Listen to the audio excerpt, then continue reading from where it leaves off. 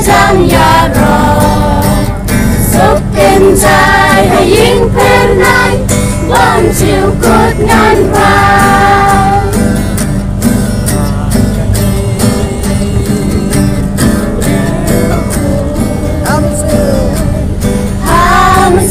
Hamasin, bagat tuan, ding ding tuan hieno. Ipaparo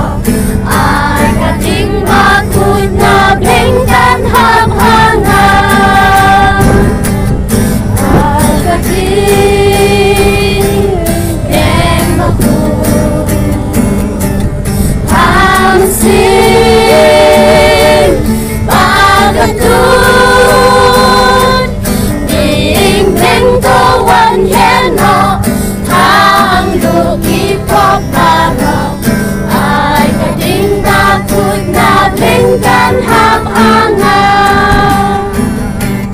ay kanyan kay matin alin tiba ngayon alam besya karis lapan mengencan dimensi basnu si maduka tu pendap daging yang hang tu pendap daging yang hang man kasih dengan yang siapa nan yang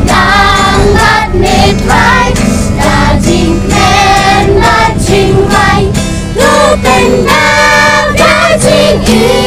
yang hang bisa pengayaan menuju Yesus yang akan Yesus bisa pengayaan bisa pengayaan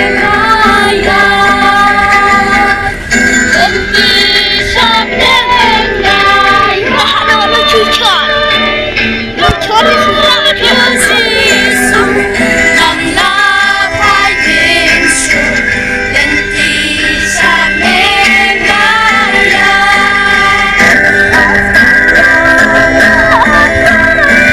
subscribe cho kênh Ghiền Mì Gõ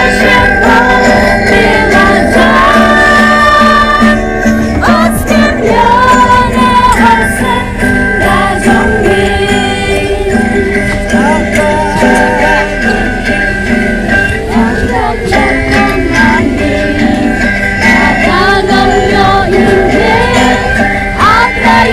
không bỏ lỡ những video